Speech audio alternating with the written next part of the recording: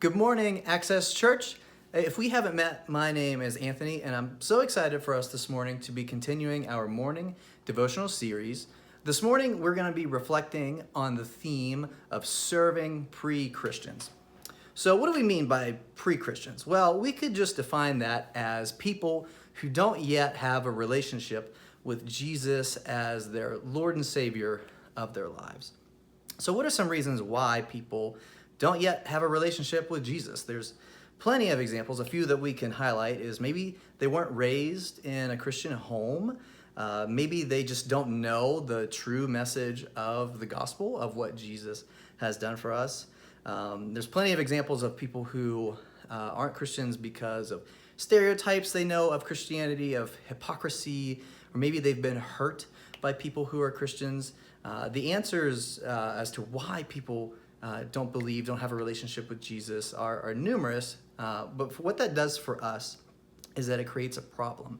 The problem is that many just don't have their hearts open to receive the gospel message, no matter sometimes how clearly presented to somebody it may be. Their hearts just aren't open, and so that creates a problem for us.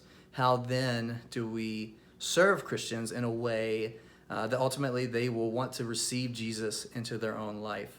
And so for that today, I want us to jump into John chapter 13. We're going to be studying and looking at the passage of Jesus washing the disciples' feet. And so I'll go ahead and read it, starting in verse 1. It was just before the Passover feast. Jesus knew that his time had come for him to leave this world and go to the Father. Having loved his own who were in the world, he now showed them the full extent of his love. The evening meal was being served, and the devil had already prompted Judas Iscariot, son of Simon, to betray Jesus. Jesus knew that the Father had put all things under his power, and that he had come from God and was returning to God. So he got up from the meal, took off his outer clothing, and wrapped a towel around his waist. After that, he poured water into a basin and began to wash his disciples' feet, drying them with the towel that was wrapped around him. He came to Simon Peter, who said to him, "Lord, are you going to wash my feet?" Jesus replied, "You do not realize now what I am doing, but later you will understand." "No," said Peter, "you shall never wash my feet." Jesus answered, "Unless I wash you, you have no part with me." "Then Lord," Simon Peter replied, "not just my feet, but my hands and my head as well." Jesus answered, "A person who has had a bath needs only to wash his feet. His whole body is clean, and you are clean, though not every one of you." For he knew who was going to betray him, and that was why he said not everyone was clean. When he had finished washing their feet, he put on his clothes and returned to his place. "Do you understand what I have done for you?" he asked them. "You call me teacher and Lord, and rightly so, for that is what I am. Now that I, your Lord and teacher, have washed your feet, you also should wash one another's feet. I have set you an example that you should do as I have done for you. I tell you the truth, no servant is greater than his master, nor is a messenger greater than the one who sent him. Now that you know these things, you will be blessed if you do them." So with our problem of people not having their hearts open to receive the gospel message, our solution is that we show them the love of God, that we love people through service in a way that opens their hearts, that we show people the radical difference of sacrificial, perfect love, which ultimately comes from God. There's two implications really that we can draw out from this story as we seek to do exactly that and showing people the love of God. The first is that we ourselves need to be cleansed by Jesus.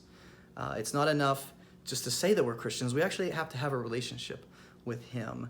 That's a daily, intimate thing. We have to have an intimacy with God that keeps us in a purity and a wholeness with him through daily receiving his love and forgiveness and being in a relationship. That really knowing that we can't pour out what hasn't been poured in if we're seeking to love and serve people. And the second implication is that we must serve others in love just as Jesus has done for us. That he's set this example for us, and he's told us go and do likewise. What is really crazy and incredible about this story is that it's really symbolic of this is God in the flesh stepping down into humanity and dealing with our brokenness and the messiest parts of the realities of life. And what I want us to touch on is just the fact that, washing feet, that's something that's so uncommon. That's not something that we do. But where the symbolism comes in is understanding how dirty people's feet were in the culture of which this was written. People in this time they didn't wear shoes. They weren't rocking the throwback red and black Air Jordans.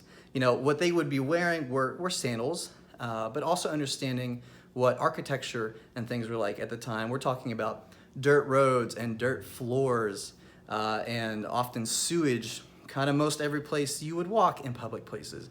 Feet were disgusting. And for Jesus to kneel down and to wash the most disgusting parts of people, I think it's understandable for us to draw out the symbolism of that's what God does for us. He sees the most broken parts of us, of our world, and he's healing and he's restoring. And we are invited to play a part in this redemption story playing out all around us. So how do we do this? Ultimately, to serve people, we do this through building relationships. And that's how, it's not just one thing to think we understand how to serve people, but through real relationships, you can understand what's going on in the lives of people around you. We're in such a weird time right now where it's hard to be with people, but we have to be creative in the ways that we are keeping up with relationships and building relationships. And just the act of keeping up with relationships right now could be such a powerful thing. There are so many people right now, whether we realize it or not, that are going through tragically lonely seasons where potentially they haven't had close time with people in, maybe 3 months. And that could, very well could be having really awful effects on people. So just the act of trying to keep up with relationships, whether that's your neighbors, family members, coworkers, that intentionality could be so important right now. And so building those relationships, you're going to find what are needs that people have now and as we move into the future. That could be small things like right now, somebody might just need a roll of toilet paper and you might be able just to provide that. Or somebody might need something like being talked through how to do a home project that they've been putting off, and now is like the perfect time to do it. But they need help that maybe a YouTube video can't solve for somebody right now. Or, we could go to even really big examples, like maybe somebody who in this season has lost their job and they could really use some help paying a bill, and you might have the means to provide that. I don't know, the possibilities are endless of ways that you can be serving people in this time and really any time. To determine this, really there's 2 ways to do that. You, one, have to really have a relationship that you're intentional with people to understand your situation, their situation, what real needs are that you can be serving. And then also seeking God's voice. What is he speaking to you? What may he be speaking to you about ways that you can be serving the people in your world around you through practical needs to show a sacrificial love like Jesus has modeled for us. So the point being that when we serve sacrificially, we are reflecting the perfect love of God who knelt down into humanity and cleansed us. And through doing this, it's uncommon. Like this type of sacrificial love is only found in God. And that this opens up an opportunities for us to share the reason for our hope, to have an answer for that, as Peter, commends us to do, which is ultimately what God has done in your life, in your story. You were once a pre-Christian, and now you understand what the love of God is in your life. And so having the opportunity to do that, people are then open to receive that, to ultimately receive the life-changing and life-cleansing, if you will, love of God, which again changes everything for people. And that is ultimately, as a church, what we're all about, is people receiving the love of God and having a relationship with him. So today, as we go forth, I hope that you are able to be intentional with just having that intimacy with Jesus, praying throughout your day, making sure that you have time to dig into his word to understand, even as we look at John 13, what Jesus was really saying about him being the example of being a servant. And then finding ways just to be thinking about how you can be serving people today and this week as we go forward in this really, really crazy and unique time to love people so that ultimately they can receive the love of God. Love you, Access Church. Have a great day.